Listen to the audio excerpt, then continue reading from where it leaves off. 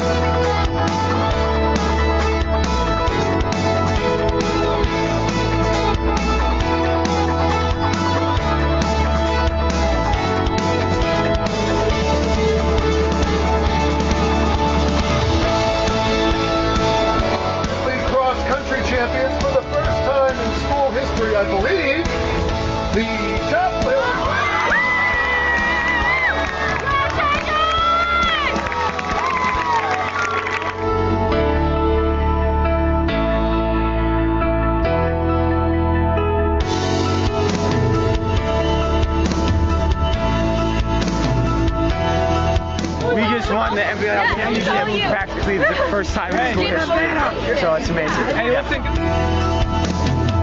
Yeah! All right, champs on 3. 1, 2, 3, champs! That'll work. Good job, guys.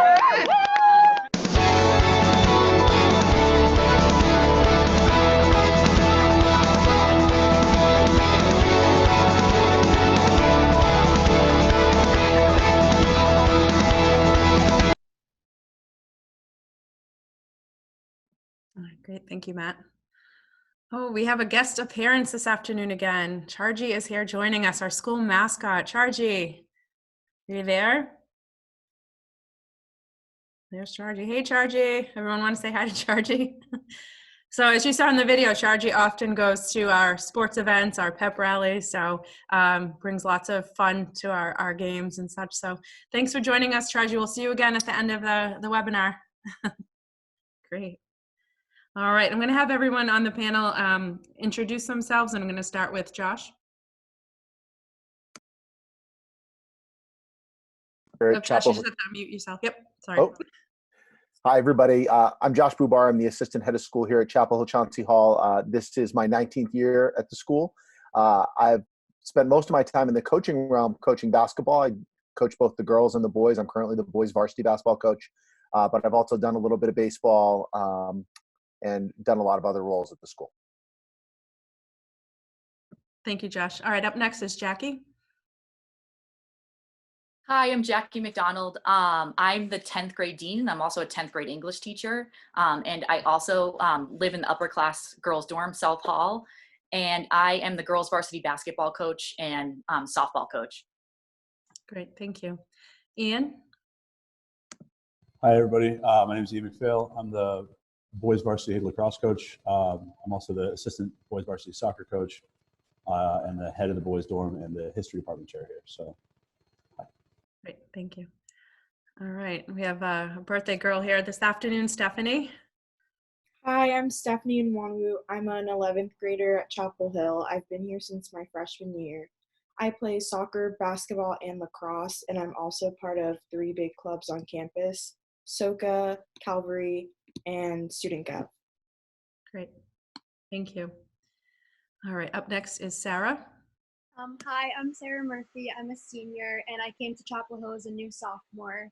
I play soccer and lacrosse, and then outside of that, I am NHS president and another cavalry leader. Great, thank you.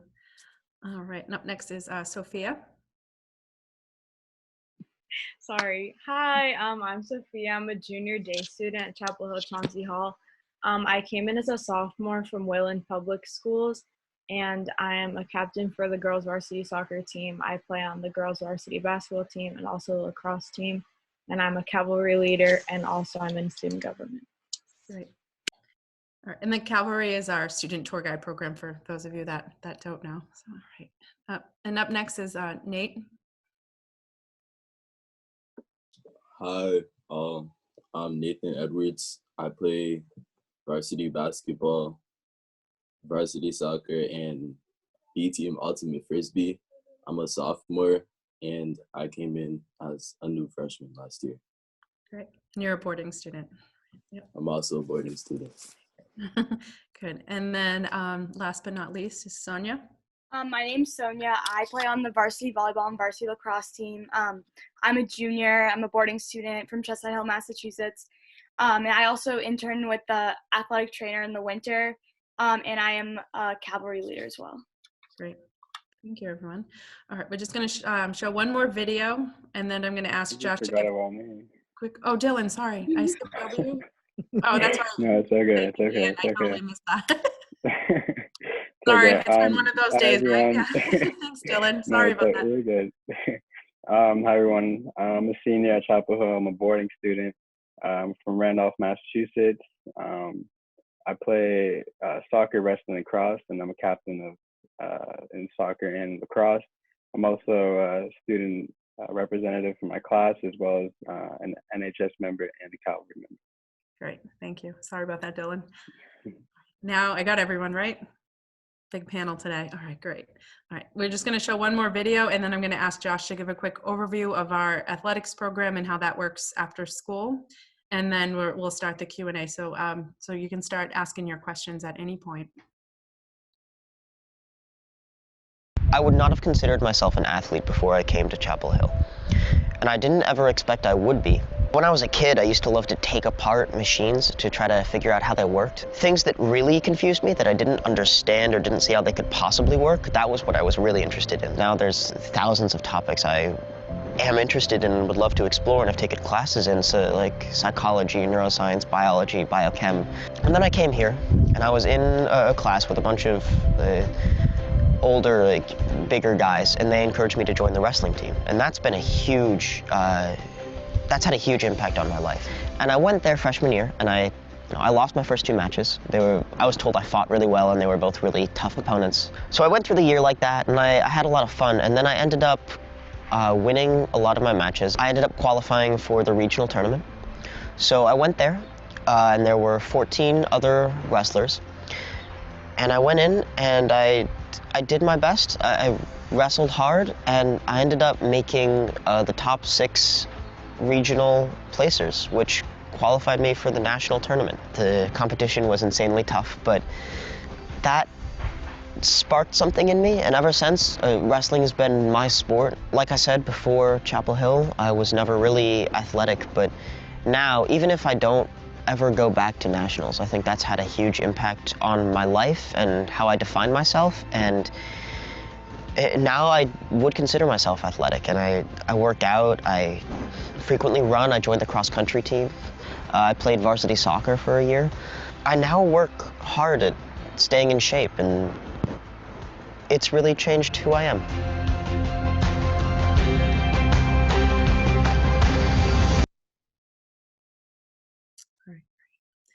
All right. So Josh, I'm just going to turn it over to you and just talk about just again the program in general and the requirements and how that works and kind of the purpose behind our co-curricular program.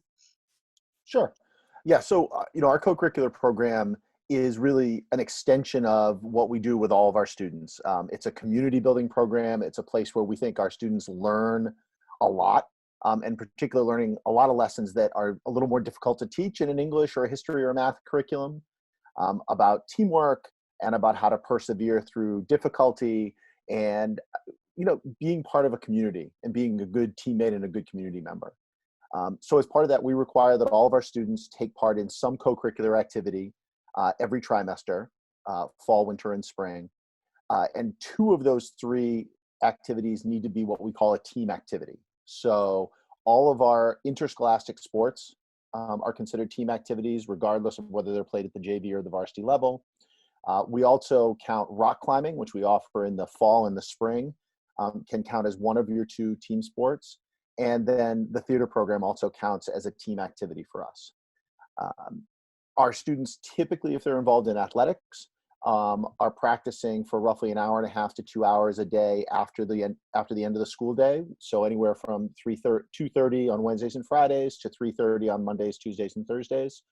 And they'll typically end in the 5:30 range on practice days, with the exception of the winter schedule. The winter schedule is a little weirder because we have 4 basketball teams, and we all share one gym.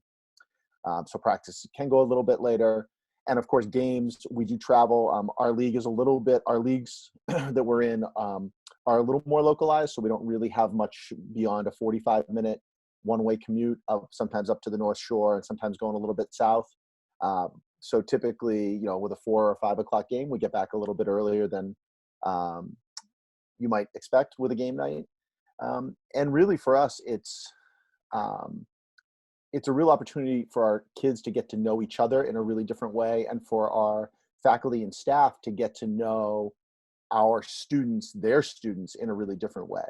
98% of our coaches are also teach or work at the school in some other capacity. So they really come to know the students really well. And I think you may hear some of our students talk about how those relationships have become a little bit deeper because they know their coaches in other ways. So I think that's kind of a thumbnail sketch of what we do and why we do it. And yeah, I'm looking forward to taking questions. Thank you. Josh, just can you mention what leagues we do participate in? Sure. Yeah, we participate primarily in the Independent Girls Conference for our girls sports and the Mass Bay Independent League for our boys sports. Our wrestling team does participate in the EIL, the Eastern Independent League, with I think 4 other schools at this point. Okay, great. And do you mind just listing the sports offerings that we have? This is going to be a test. So we have cross country both for boys and girls in the fall, soccer for boys and girls in the fall. girls volleyball in the fall, and then we offer rock climbing. Am I missing something there? I need my other panelists to help me out if I'm missing something. You got them. Yeah. Okay. And Golf then too. Say golf. Golf. golf. I wasn't missing anything. Yes. So we also offer girls and boys basketball in the winter and wrestling, which is a co-ed sport in the winter. And then in the spring, we offer baseball, softball, boys and girls lacrosse, and co-ed ultimate frisbee. And last year we had what was essentially an intramural tennis program.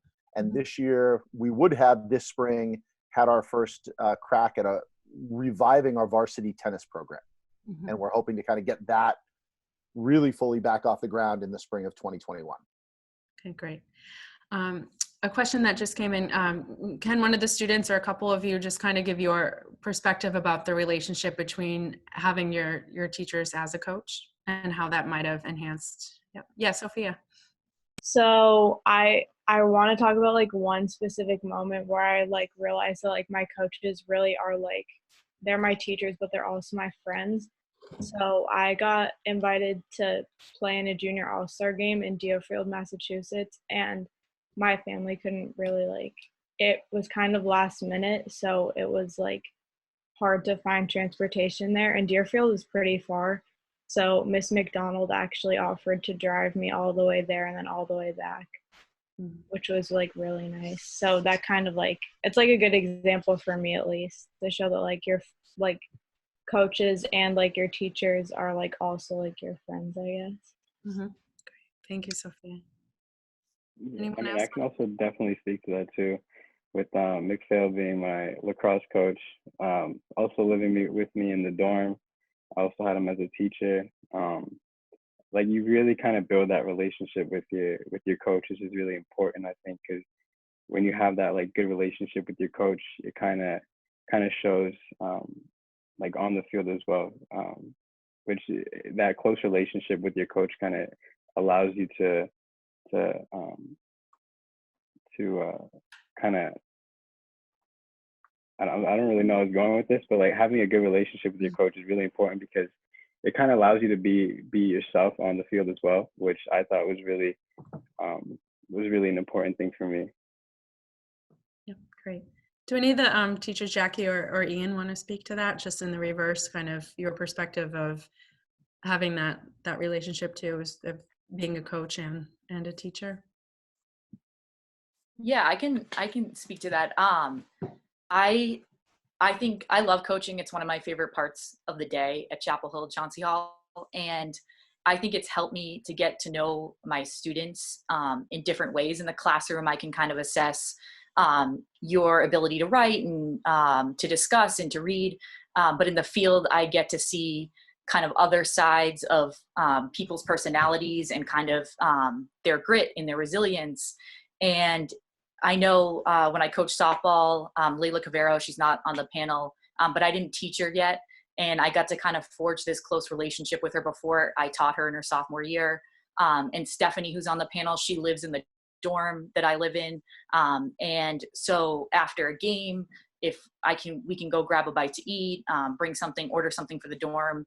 So you really get to have those relationships that you might not otherwise. Mm-hmm. Great. Great. And then one of the parents just missed the offerings of fall sports. So just again, we have girls and boys soccer.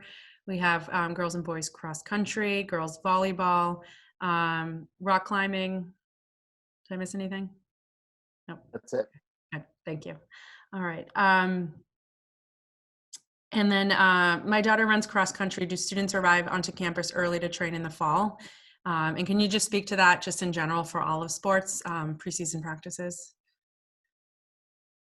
Josh, if you want to. Sure, yeah. So in the fall, we typically begin our preseason the Tuesday after Labor Day, which is when our students start to kind of come back to campus. Our new boarders will have already arrived the night before, and preseason there, and then we go through that weekend. One of the things I probably should have mentioned in the beginning is that typically our co-curricular schedule, particularly for our athletic teams, is generally a Monday through Friday proposition.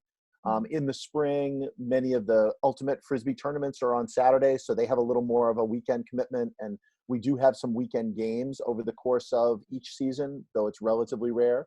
But the first weekend for every season is a preseason weekend so that we can get ourselves ready. Typically, we go for about 10 days before the first game or the first meet or match or race, or I think that's it. Games, meets, matches, races. Yep, perfect. Okay, great. Thank you. Another question that just came in as well is if you could talk to, maybe having really been competitive in a sport prior to coming to CHCH, and do you feel like you were able to bring that talent to your team? Sarah, do you want to answer that one? I can definitely talk about that part. So before coming to Chapel Hill, I had played both town soccer and club soccer my entire life. So I was really used to kind of lots of competition. And coming to Chapel Hill, I was a little bit worried kind of where I would fit in on the team, like what everybody's skill level would look like. But you come to find out really quickly that whether you're like great at a sport, whether you've been playing for a really long time or you're brand new to a sport, there's kind of room for everyone on the team. And I think my sophomore year, we made it to the semifinals for soccer, and every year we kind of got better. So I think something that's really great about Chapel Hill sports is that whether you are really experienced or you're brand new to the sport, there is a space for you on the team, and kind of everyone uses their different talents and abilities like in a different way. And I guess it all comes together nicely. I don't know if that made any sense, but yeah. Great, thank you. And Nate, do you want to add anything to that? I know you played some basketball outside of school. Did you play AAU before? Yeah, so I played a little bit of AAU before, and I played basketball like my whole entire life. And coming to the school, we just won a championship in the Division II league, I believe. And so we already like seem to have a fresh start. But we came into the Division I league the year that I came here. And our first year, my freshman year, we didn't do that well. We lost we didn't even get to the playoffs actually. But this year we stayed in the same league and we just won the playoffs actually. I feel like as a player, I grew up around the game a lot, so I brought that talent to the team, like an experience. But there was a lot of people with a lot of different skill levels, and like some people would be leaders, some people would like just be shooters, some people would be passers, and like everyone would know their role, no matter like what skill you are. And like if you work hard, there's always a place for you. And once you make that place, you're impactful to the team. And like we all just came together this year, and we ended up winning the tournament. So great. That was good. Good. Yes, absolutely. Awesome. Congratulations. Now to the opposite end of the spectrum. Have any of you had the opportunity to play a sport that you've never played before? Yeah, so I was a runner before I came to Chapel Hill. I did short distance track, and I loved that. So, coming to Chapel Hill, I was really worried, oh my God, like they don't have track. But I played volleyball my freshman year. That was the first time I ever played, and lacrosse in the spring. And I kind of fell in love with volleyball, so I worked really hard the summer between freshman and sophomore year, and I went to a lot of camps. I did training in the summer, and I made varsity. We won the championship last year, which was great. We also made it to NEPSAC, which is, kind of all the schools within the division. And then I did more training this summer. And then we made it to the championship game this year. And then we went to NEPSAC too, and I went to the all NEPSAC all-star game. Great. So I kind of it was really easy to pick up just because I feel like everyone there, especially like the newer players, like it's not like coming into like a public high school. If you've never played, like you don't have a chance. Like everyone has a chance of like learning, and everyone's so patient. Like I was so bad at lacrosse freshman year and I didn't really understand it, but now like I love playing. So it was just a very safe environment to pick up something new, and I felt very like welcomed by the whole team. That's great. And Sophia, did you have something to add? Yeah, so to just add on to what Sonia's talking about, like Sarah, I've played soccer for as long as I can remember, and I've always been I played club for 6 years, and it's always been my main focus, and it still is. But my sophomore year coming to Chapel Hill, in the winter, I decided to join the girls varsity basketball team. And I had actually Miss McDonald and Mr. McPhail as my two coaches. And I'll just say that basketball is not my strong suit, but I feel like their coaching styles really helped me, one, like learn to actually like basketball, and two, like I honestly learned a lot more than I thought I would and became kind of like more of a team player in that, because by the end of the season, like I would play in games here and there, and like I really never thought that I would. Great. And then another question is, my son enjoys playing sports, but isn't super competitive. Is there a place that you could see him on your athletic teams? I don't know if Ian, you want to. Yeah, I'd be happy to. We have a ton of kind of varieties of interest and competitive level for our students. I think the best way to describe it is kind of how Sonia kind of started to say, which is like, there's always going to be a place for you. Part of it is that we have, a no cut policy in terms of our JV and teams that have one team. If you want to play a sport, you will play that sport here, which is awesome. And has led us to having some really great kids who would otherwise never have tried a sport here. I think that the biggest part there is that, if you're interested in participating and you're interested in playing a game that you love to play, there will always be a spot here at Chapel Hill for you. I think it's the best way I can describe it, but I hope that answers your question.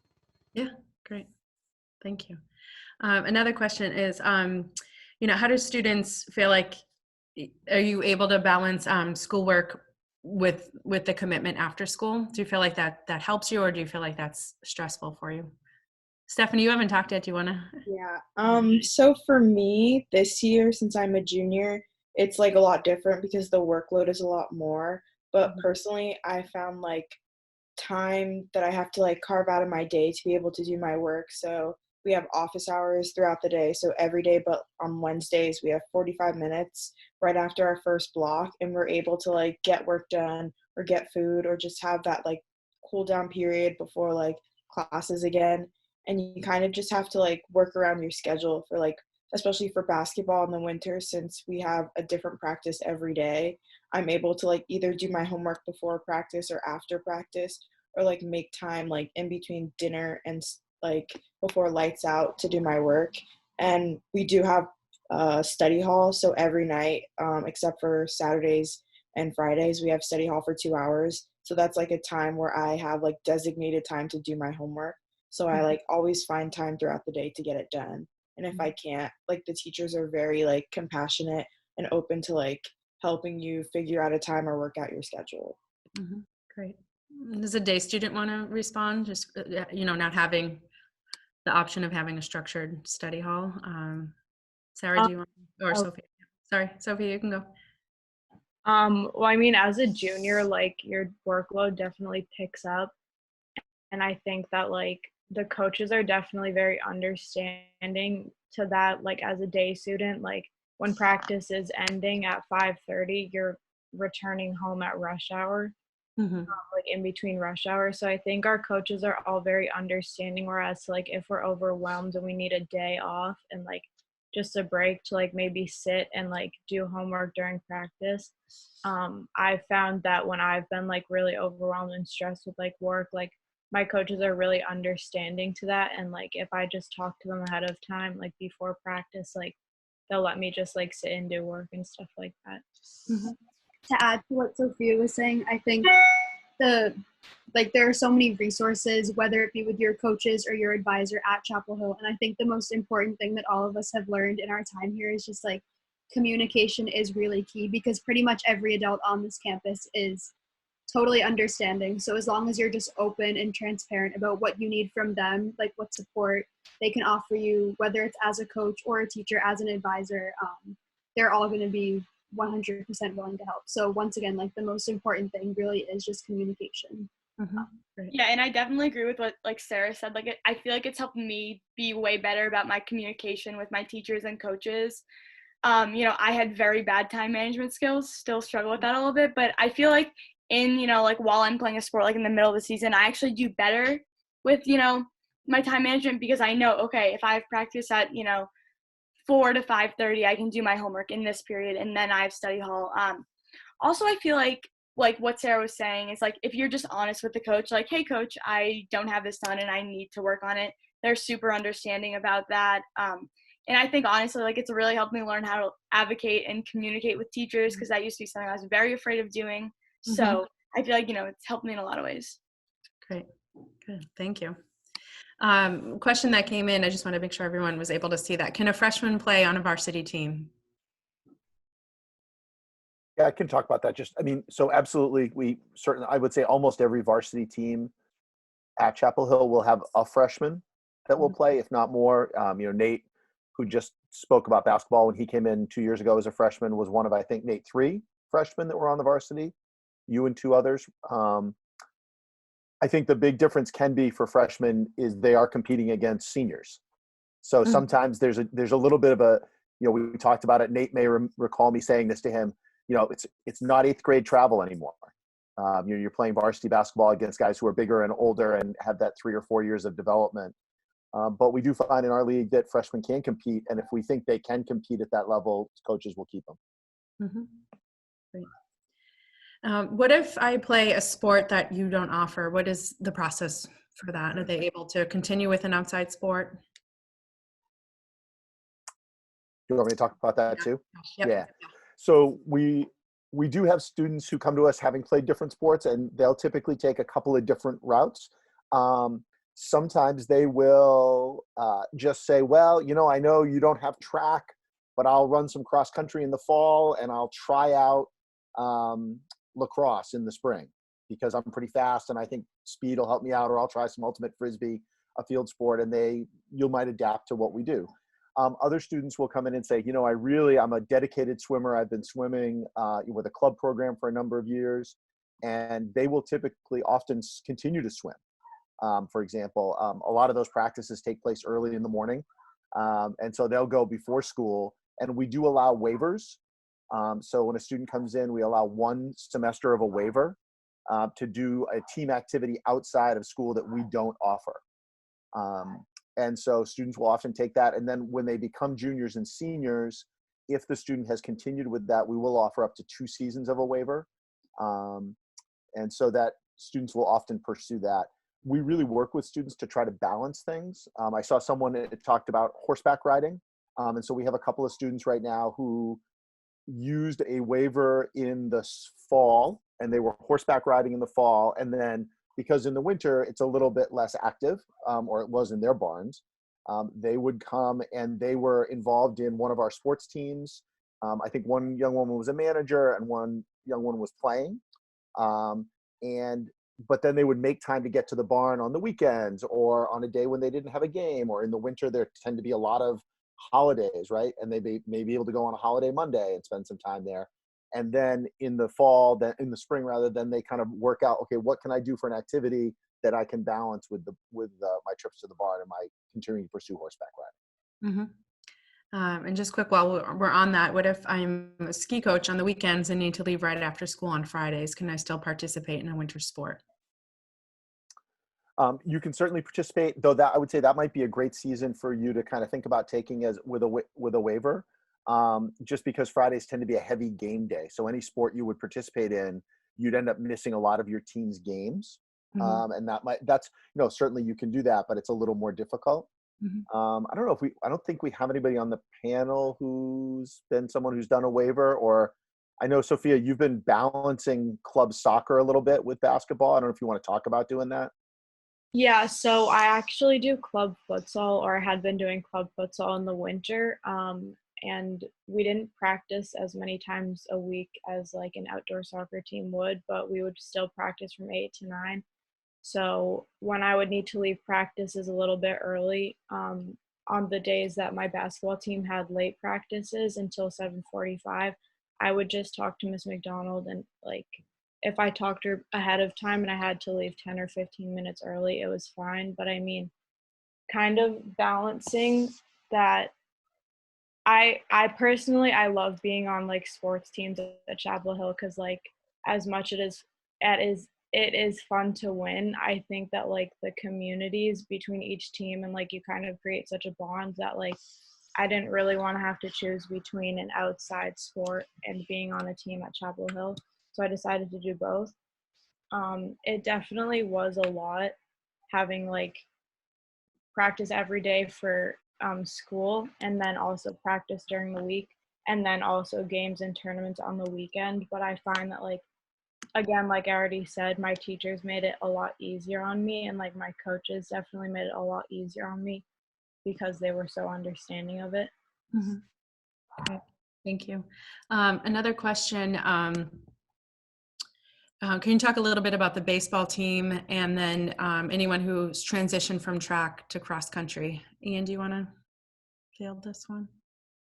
Yeah, absolutely. So our baseball team is a combined team with our down the street, I guess, rival for some things, but baseball, we're friends. So CSW is about a 5-minute ride down the street from us. And so we combine our baseball team with them. And so it's a full varsity program with competitions with other schools and practices daily. And part of that was because I think we had a small but dedicated group of people who wanted to play baseball, and they had a small but dedicated group of people who wanted to play baseball. And so together we can kind of combine and have a team that could compete and could grow as a full program. We've had some really great participation there. We contribute a coach, they contribute a coach, and then we kind of make up the team together. And then obviously I know you picked me because I look like a distance runner. So cross country is, obviously the main difference between track and cross country is distance, right? So most track events are smaller or shorter running events or relays of longer distances. We have a great cross country coach. He is a former college cross country runner. He's a passionate coach about, he's really, really good at getting both coaching people up in terms of their ability, but also keeping that interest in that and that desire to chase personal records and personal bests really, really high. I think that the distance conditioning is really the big part of the difference between a track team or a track event and a cross country event. And I think that we have done really well with some people who are faster, short-term athletes or short distance athletes becoming cross-country athletes. I hope that answers your question about cross-country, but I can dive back into it later if you need me to. Yeah, no worries. No. And Sonia, did you go from track and field to cross-country? Did I hear you? So I signed up, coming in, like registering, I signed up for cross-country, and then I kind of hit me, okay, it is distance, and like I'm not the best with distance. I always struggle with sports-induced asthma, and like I would run the 100 and the 100 hurdles and the 4x100 in track, and I was very good at that, but I was always winded at the end. So I wanted to try volleyball, and that really worked out for the best. So I mean, I know a lot of girls on the cross country team who have gone from track to cross country and like use that skill. So yeah, I mean, like I think the cross country team is great. Like they're all like, it's a community. Like obviously all the teams are a community, but there's something about the cross country team that's just so like, I don't know, so like family like, and like it's nice to watch. Good. I know some of you families have probably met John, who's our director of technology. He often is by the admissions office to come get snacks, but also, is always interested in meeting any runners if he sees that when we send out the schedule for the week. So he's really fantastic and enthusiastic. Another family had a question about are there games on the weekends? And what is there a commitment on weekends? Josh, or Jackie, do you want to answer that? Jackie? Yeah, our games are usually on Wednesdays or Fridays, so we don't have weekend commitments except for if you're on the varsity girls or boys basketball team. We do have one weekend tournament. It's a tournament that we host in the beginning of the season. It's Tradition Charger Classic. And in the spring, if you play varsity softball, Ultimate A, or varsity lacrosse, you have one weekend commitment. We host a spring weekend where we host games against BTA, and we have kind of a big celebration, but those are the only weekend commitments. We also have in preseason, we have one weekend of practices for varsity teams in the fall, winter, and spring. But besides that, we don't do weekend commitments. Okay, great. Thank you. Another question is, have you ever helped a student who's interested in playing a sport at the collegiate level? What support do you offer, and is that ever happened before? I don't know if Ian, you want to take that one? Yeah, I'll take that one.